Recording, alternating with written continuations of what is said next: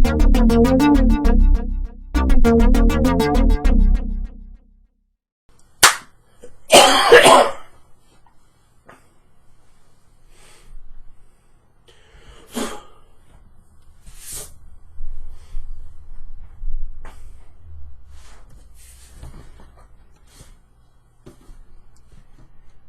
welcome to Jadekind Gaming, and my name is Adam, and today I'm going to be flipping through and reviewing the Explorer's Guide to Wildemount. I think it's supposed to be Wildemount, but with that E in there, I want to pronounce it Wildemount. A D&D product created in partnership with Critical Role. This is an awesome book, both in contents and also, like, that it exists. Usually, with a setting book, I skip past most of the setting, and just kind of go for the crunch, what I can incorporate into my own games, and there's some awesome crunch in here that I can incorporate into my own games. But this book, as I am a fan of the second campaign of Critical Role. I will say, as I might end up spoiling some things as I go through this, I am caught up to currently where they, I believe, have done episode 99 is the last one.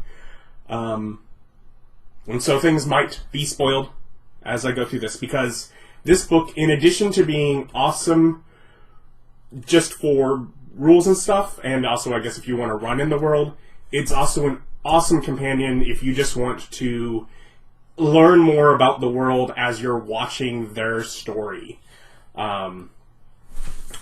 So before getting into this, though, I'm actually going to start by pulling this map that's in the back of the book out. And we'll take a look at this first.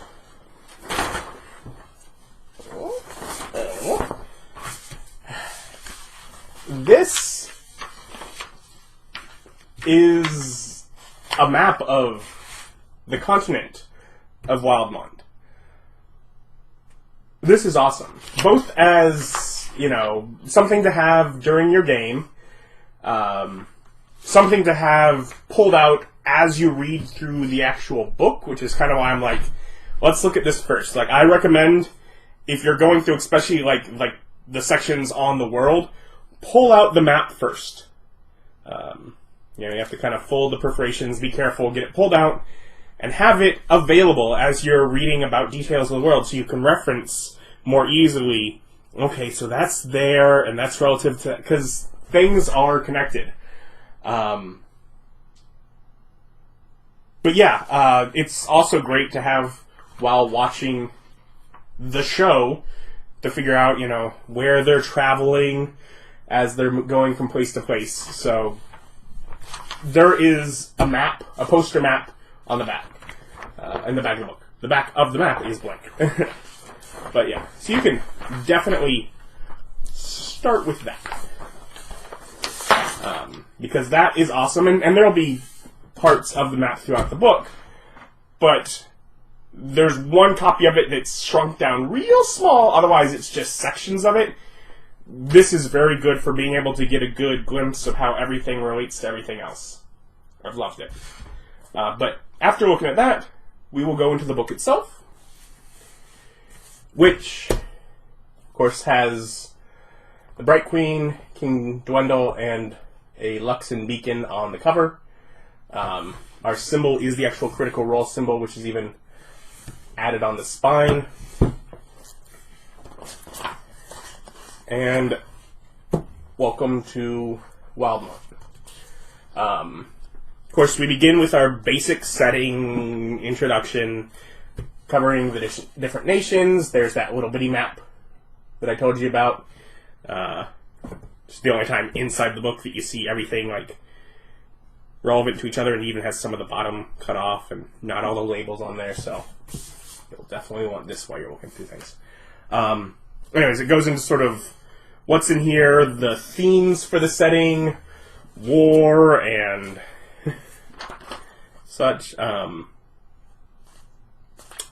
it does describe both like when in the world this takes place, and also the point where, taking information from this book, the point where you are diverging from canon is episode 50. And then I love the idea.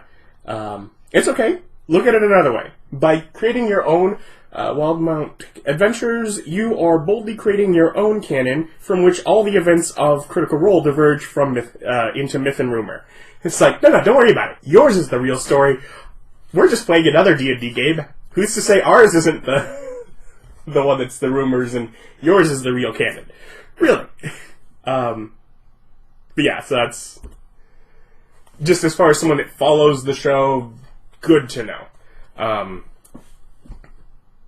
Then they go into world details, calendar and time, including all of the holidays, a few of which are described here, the others of which are described in the religions they are part of, seasons, the moons of Exandria, as that is relevant, currency, saying things like, spending money of Dwendalian mint in the Kryn dynasty might turn heads, but a gold coin is still a gold coin.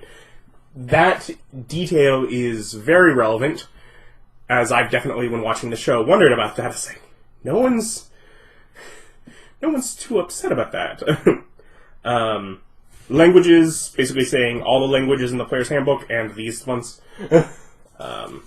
Technology, and going into story of Wildemount. And our first glimpse at the adventures here, talking to a monk of the Cobalt Soul, and these guys will be throughout the art in this book, which, as someone that got into D&D in 3rd edition, where you had your iconic heroes, Lydia, the other ones, that you would follow throughout the book, and you'd see them in much of the art. I love that they've done this. I mean, part of me wishes they just selected and had images of the characters from Critical Role. I'd love lots of new art of Jester. But they didn't do that. There is no art of Jester in this book. You get these 4. So fine, good enough. Anyways, going into the story of Wildemount, you get kind of the world's history, much of which I did not know, going into details of the Calamity and such. Ukatoa. So you get that and how it's affected the different areas of the world. And then you get the Pantheon, your prime deities, betrayer gods. For each of them, of course, you know, who they are, alignment, what they are a god over, suggested domains, their common symbol, which is also available on the side, and you get information, depiction, you know, holy days, details about them, basically. And then the part that's really cool, the lesser idols, which in addition to suggested domains also have Warlock Patron, and it's the section that includes things like, well, the Luxon beacons themselves, the Traveler, Ukatoa. So it was really, really fun for me with that, and you get some details on the origins of the Luxon. Speaking of which, but yeah, so there's that, and then you get factions and societies. So of course, like Dwendalian Empire, which includes, you know, the Empire's goals, people of interest, you know, King Dwendal, and laws. Then Kryn Dynasty, the laws there, the Bright Queen, Shadowhand Essek, you know, Sunbreaker, Sky Sibyl. So you get people, you know, the Cerberus Assembly, the Clovis Concord, the Myriad, and which includes the Gentleman, the Malice, the Hierarchy of Uthadorn, which, being the elf and dwarf mixed society, is really cool. Tribes of Shady Creek Run.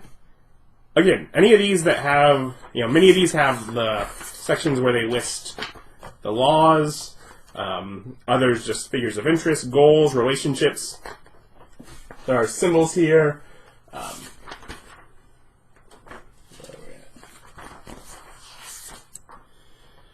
Library of the Cobalt Soul is mentioned. The Revelry. You get our pirates. So there's all that. Here's our adventures again. Traveling along the Broken Vale Bluffs as we get into the Wildemount Gazetteer, which is going over the map. Starting with the Menagerie Coast, get a detailed sort of section of much of that, although it goes up further, and there is stuff detailed here that is further up. Again, you need this map here. But yeah, and some of them are just small little sections with details. Others are populations. Many of them, even if it's a small section, might have an adventure, and it'll say like mid-level, low-level, high-level. I think there's one more, like epic or something. But yeah, you get things like Dark Toe Isle and the city of Dark Toe.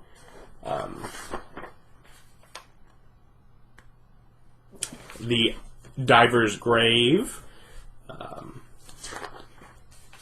Nicodranus.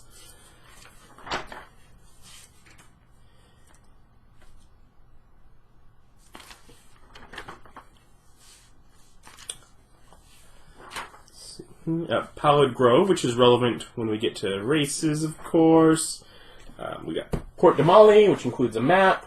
They have already said the scale on the city maps is mislabeled. That distance is not 750 miles, don't worry. That's a little off.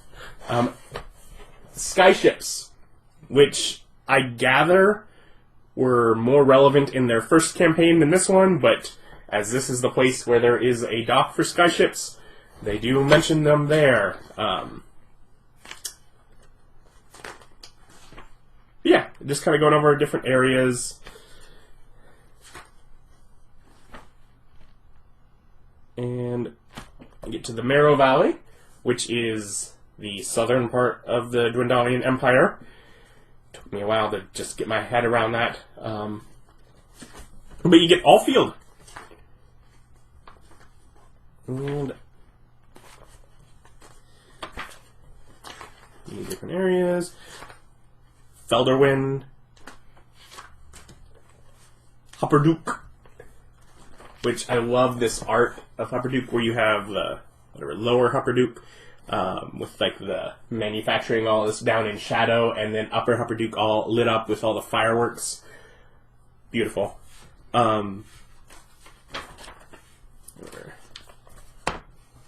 Throstenwald.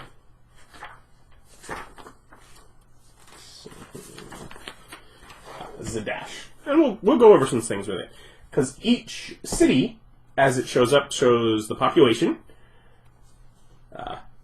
which is broken down, percentage humans, halflings, dwarves, and other races. Of course, those percentages aren't always for those races. It's based on what's most populous there. The government, the city's defense, commerce, organization, a description, details on government, on crime, the geography. A little sidebar here for the invulnerable vagrant. Fun times. More details, like as it goes over geography of the different areas of the city, and then the adventures. Basically, they're not full adventures already. They're adventure hooks. They're ideas to get things started. Then we get to Zemni Fields. It's in Zemnian, and that's like the northern Dwendalian Empire. Yeah, so carrying on through there.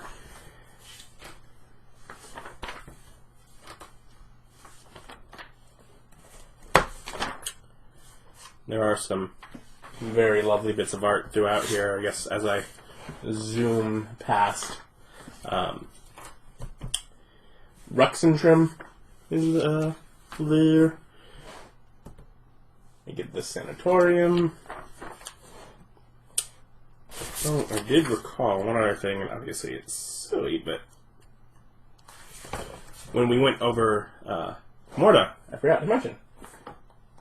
Lionette Vineyard Purple Cider Red Wine, 50 gold per bottle, as it lists the different wines. And it's just little things like that that tie the world into the campaign I watched that I love.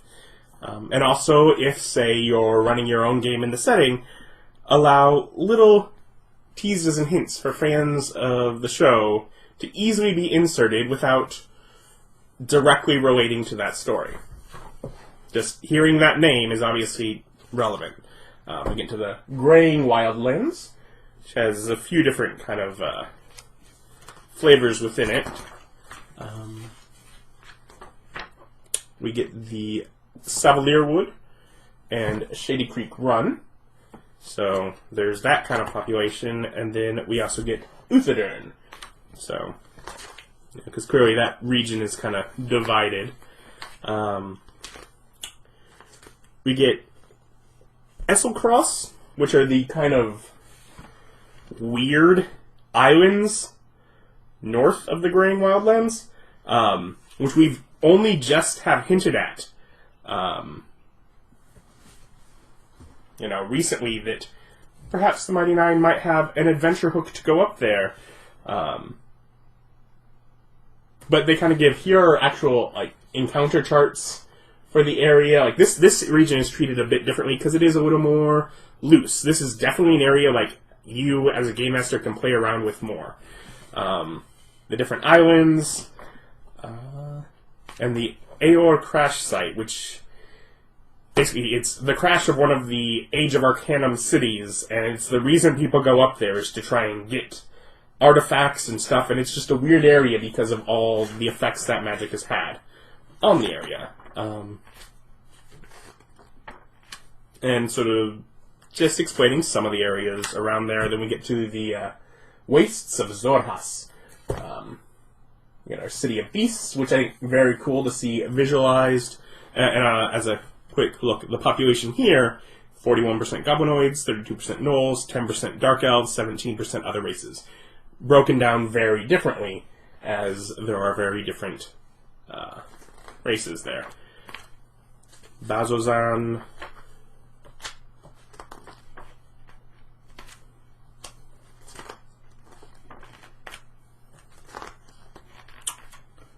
Rosanna, and again, a map, which also, particularly for this one, this map helps me with visualizing the firmaments, the coronas,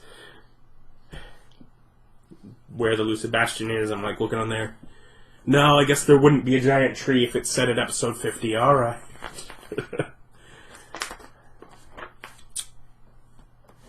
Look at that. The Urzen moving through the marsh, which Urzen being a uniquely mobile settlement with permanent dwellings built on the backs of dozens of horizon-back tortoises. So, pretty cool. We get to Blight Shore, which is sort of the eastern end of Xhorhas across the mountains, and this area is the weirdest area. It's just totally affected by the calamity. And so it lists things that are bizarre terrain of Blight Shore. Earth motes, electric wind, ember thicket, etheric rifts, gravity funnels, psychic miasma, rust rain, toxic fungus colonies, and other uncanny phenomena. The kind of things that you'd get in weird, elemental planes are, just happening on Blight Shore. And they also mention, much of it is unmapped, so there can be other stuff here that is weird and unknown, and you can just play with it, make it up. It's, encouraging you to do that. But they do list some of the stuff that's there, and some of the art really helps you get, oh, this is weird. This is a weird area. And they list, some of the things that maybe you'd be bothering to go there for. But yeah, so they have some stuff for there.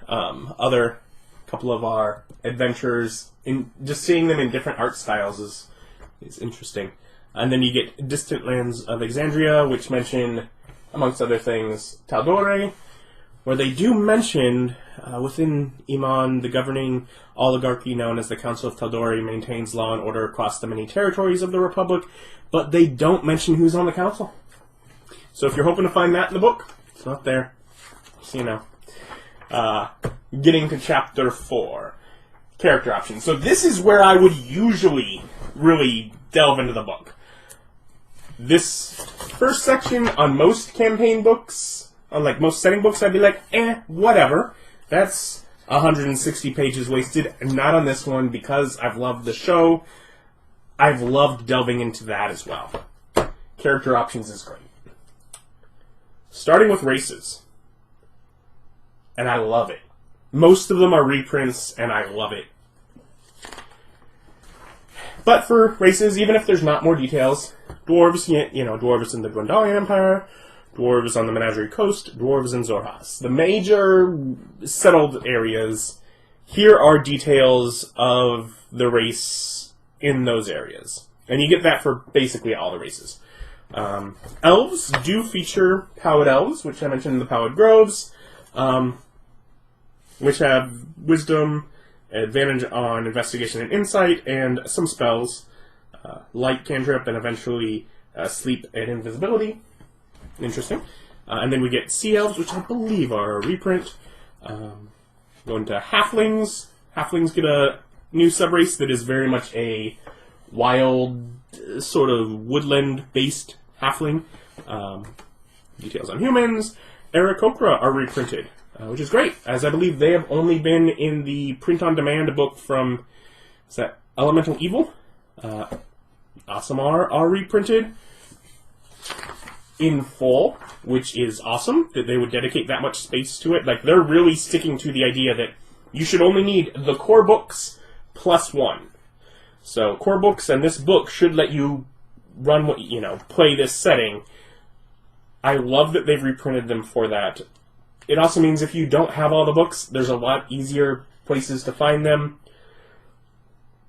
Also, as I'm handing out books to players, it helps with not needing multiples of books other than the player's handbook. Dragonborn have a couple new variants, both of which offer Dark Vision, which Dragonborn should by default have. And they generally seem better because Dragonborn in the player's handbook aren't good.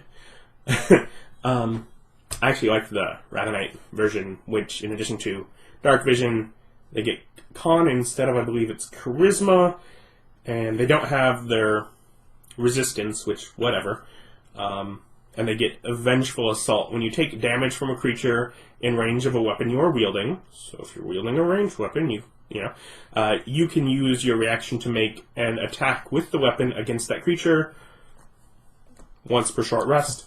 So basically it's an extra reaction. Not bad. Frobolgs are in here, which is great, as this setting has done more for Frobolgs than anyone else. Like I'd read about them when they were in the book that came out, and I was like, whatever.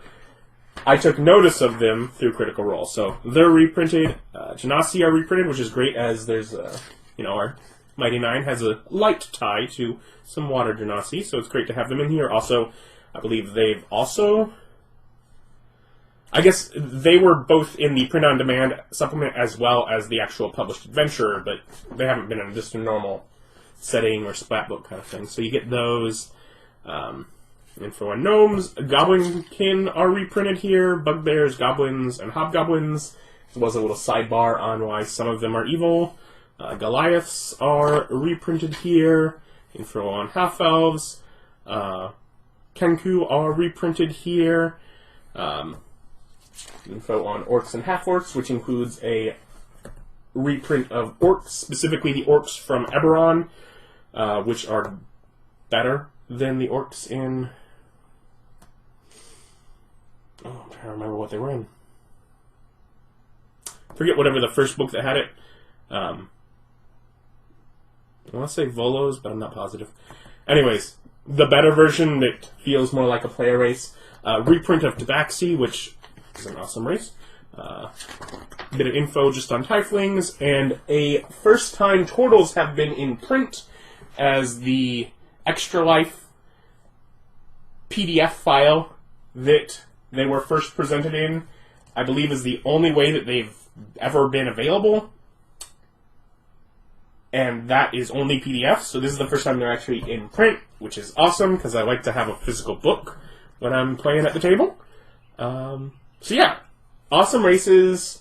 Most of it's reprint stuff, but it's awesome to have it available here in... It's combining things from a lot of other sources into this source, basically.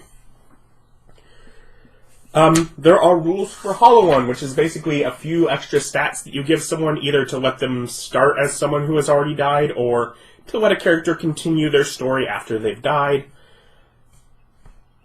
Interesting option. Subclasses. We get into Dunamancy. And Dunamancy is basically magic based on probability, time, and gravity, as far as I can describe it. We get three subclasses for it. Echo Knight for the fighter, which is the idea that, you know, playing with that probability, here is an alternate version of you that can be elsewhere on the battle, but maybe you're over there, maybe it's where you are, who knows. It's not a creature unless you're there and you are not where you are, in which case it is a creature. It's a bit confusing. There are lots of confused questions if you look at Twitter about it. But it seems fun. I don't know. I don't play a lot of fighters, but it seems like an interesting take on a fighter. And then we get R2 Wizard. Subclasses, Chronergy magic, so time magic, and Graviturgy magic, so gravity. Basically going over the other main ideas of what Dunamancy is focused on. I think they did a fairly good job with making time magic feel like time magic without feeling as a dungeon master like, if I let someone play this, it's going to break the game, or make me redo an entire, you know, scene of, you know, roleplay that has already been done because they didn't like it, so they went back in time and changed it. And it does enough to feel like time magic without but still functioning as a game mechanic, which is not easy, I can tell you. And then gravity magic, adjust density is gonna make some players happy. It's some of mine. And then you get to Dunamancy spells. Get a new selection of spells. And a sidebar that says, yeah, one of the big things that these two wizards get is they just have access to these spells. But there are other ways that they can exist. Say you let one of your wizards find a spell book that has one of the spells and they can copy it into their own book. Or perhaps someone can teach the bard a certain spell.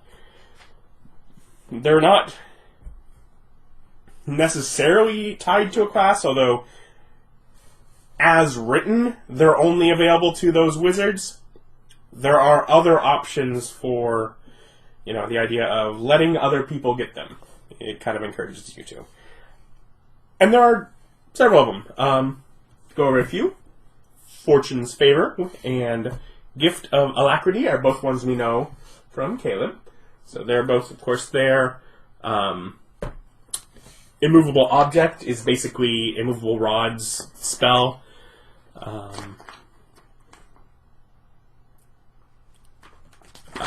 Time Ravage, 9th level spell.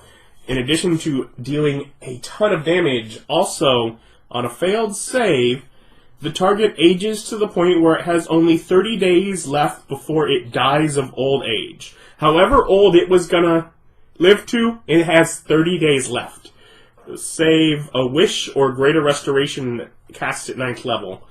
It's gonna die in 30 days. That's awesome. That's awesome from the standpoint of, okay, even if you lose this battle, you know that you've won. It's also awesome as a dungeon master who really wants to put the pressure on to cast it on a player. Once they're high enough level that you're like, they're not worried, they're gonna, they're just willy-nilly doing whatever they want. They're high enough level, they got plenty of hit points. Give them a 30-day timer. I like it. But yeah, and then other spells, of course. And then Heroic Chronicle is the idea of making a backstory where you have allies and rivals, details that tie you into the world, like what city you came from, what your favorite foods are, maybe a fateful moment that gives you some extra benefits, mysterious secrets or prophecies that might help move you in an adventure moving forward. Just details to tie you to the world and help you develop your character. Nothing wrong with that. We get some backgrounds. The Grinner and the Volstrucker agent read Scourger. So you get a couple backgrounds with that. And then you also get adapting backgrounds where an Acolyte can be a Luxembourg, Criminal can be a Myriad Operative, a Sailor can be a Revelry Pirate, a Sage can be a Cobalt Soul Scholar, and a Spy could be a Spy of the Dwendalian Empire. So just some things to tie your background into the world. Again, great. Chapter 5 is Adventures. It has this great art here of our adventures. Again, fighting this guy in this mech suit. Gee, if only I could drive that. Wherever could the rules for that be?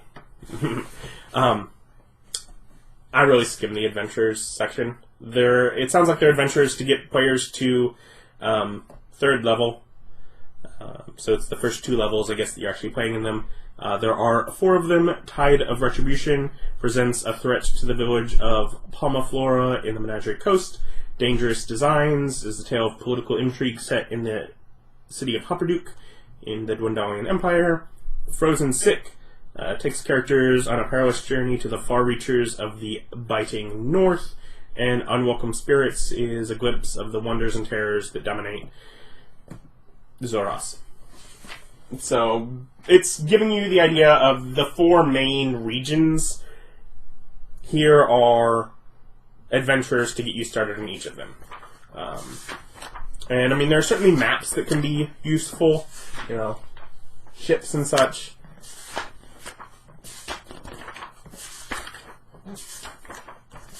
Some NPC options, alchemical items. Where is it?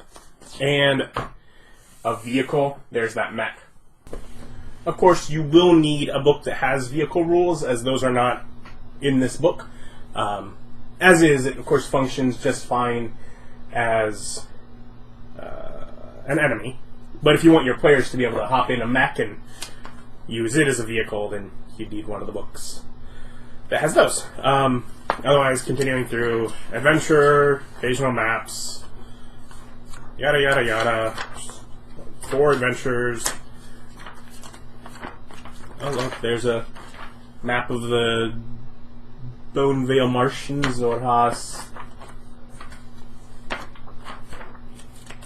Yada yada, and hey, back to something of interest. Chapter 6, Wildemount, Treasures. Very nice. Magic items. Variety of things in Arcane Canon.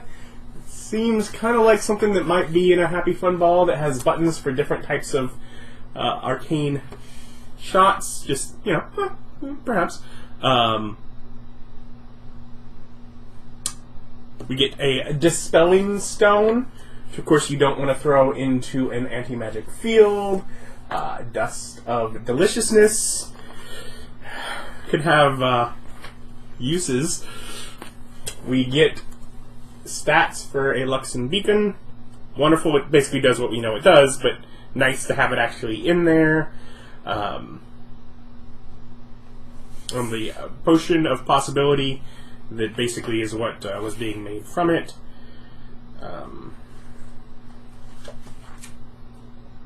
And a Staff of Dunamancy.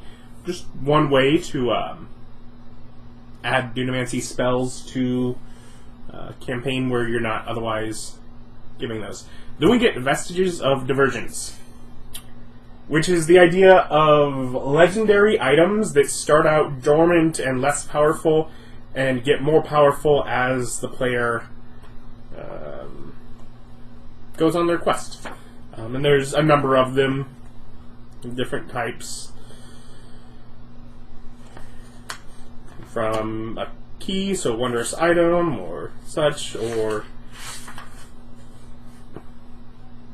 armor. And then you get the Arms of the Betrayers, which these are also Vestiges of Divergence, but these are the Betrayer Gods' sentient items that are like their power were given to their most powerful people, and so they're a sentient item. They have a personality that is based on one of the fiends, some fiend that has been put inside of it, and then it's also a vestige of divergence that advances, and they're artifacts, which means in addition to these great powers, they also get, artifact powers from the Dungeon Master's Guide. And I believe there's one for each of the Betrayer Gods. And that takes us into Chapter 7, the Bestiary. I believe the final time we see our party of heroes, and they're fighting that. Maybe it's not a coincidence that this is the final time we see this party of heroes. Get a little breakdown of what different creature types there are to help you find things. Eorian hunters are weird creatures from the Eorian crash site. You get core spawn, which are like elder evil related monsters. Frost giant zombies, also based on the Eorian crash site. Frost worms, which you can basically a different take on a purple worm, only this one lives under the ice, and yeah. Gearkeeper construct, which reverse engineering from the recovered shells and scraps of excavated Gearkeeper constructs, blah blah blah. Such designs are only recently seeing use in select prisons, perhaps some prison in Hupperdook. It's a ball of shields that rolls around and has blades stick out and spears launch from it. Where might we have seen that? Gloomstalkers, which are basically the fell beasts of the Nazgul. Look at this. Horizon-back tortoise, which is one of those areas where Gargantuan is like, I miss Colossal. I feel like they would be Colossal, but Gargantuan is the biggest we have, as there are buildings built upon the back. One of the great things is, saying up to 2,000 or 20,000 pounds can go on top of it, but if it's more than half of that, it moves slower. Medium and smaller creatures can move underneath of it, although if it goes prone, such as going inside of its shell, they get grappled as they're held beneath its body. Husk zombies, we've of course seen a couple of times, both normal and the Husk zombie bursters variant. Marrow shell priests, more bounders, and a more powerful variant. We get the Nerdalid, the devil toad, from the beginning, the one that makes the Husk zombies. Man, that brings you back to the beginning, doesn't it? Some Sagwin Warlock of Uk'otoa, which all have swords of fathoms. The Sea Fury, wonderful upgraded version of the Sea Hag, which has a lair and regional effects and legendary actions. Wonderful. Shadowgast, the Swavain Basilisk, which we've heard about, but I love here pearl divers and seafloor scavengers sometimes tell tales of mysterious ocean gardens filled with statues of sea creatures and sailors. The underwater grottos of the deadly Swavain Basilisk. Just the idea that this in-world makes a reason why there can be those underwater statue gardens. Beautiful. And then that Udok that our adventurers were fighting at the beginning of this chapter. Another gargantuan fiend, mighty foe. Then we get a glossary, just a quick reference for a lot of terms like, what is the divine gate? What is divergence? What's the, lawbearer? Who's Lolth? The revelry? Righteous brand? The storm lord? Just Ukatoa. What is Wildemount? Zalezo. Just terms that show up. And they might have been explained the first time they showed up, but they come up often. It's a good quick reference to look them up. We got our index. Here's where the map had to be torn free from, and it is just one side, so just the outer two are perforated there and are free. And how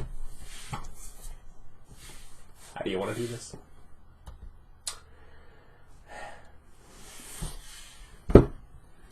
So, I am quite happy with the book.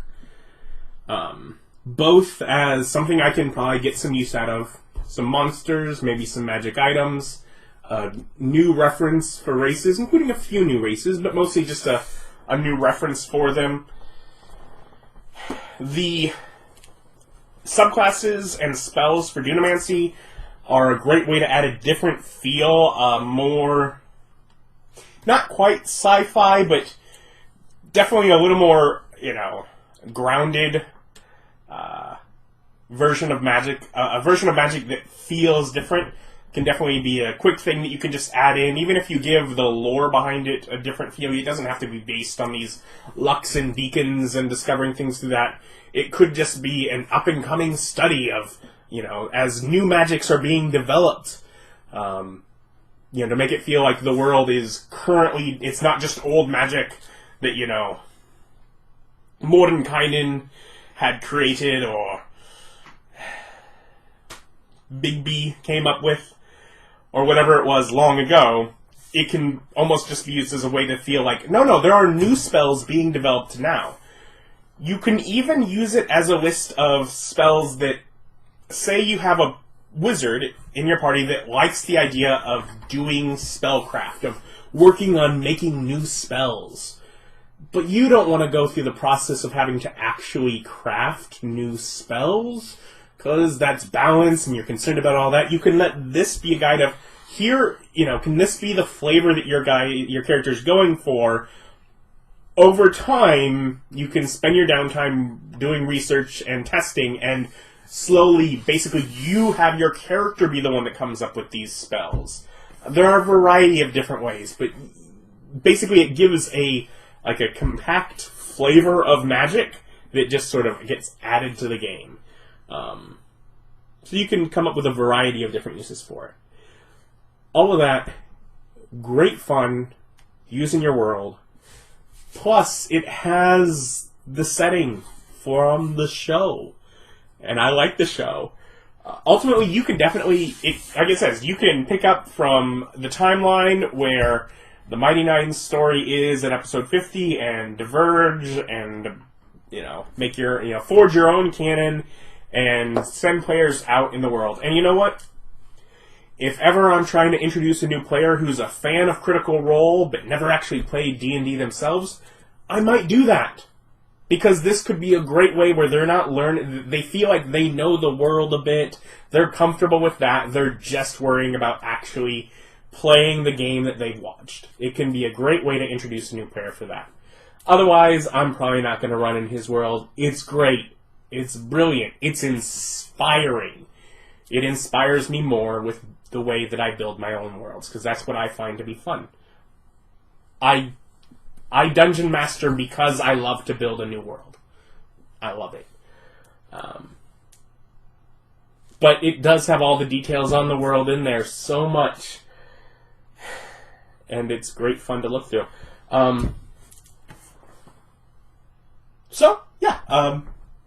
Of course, link down below where you can pick up the book yourself. You can always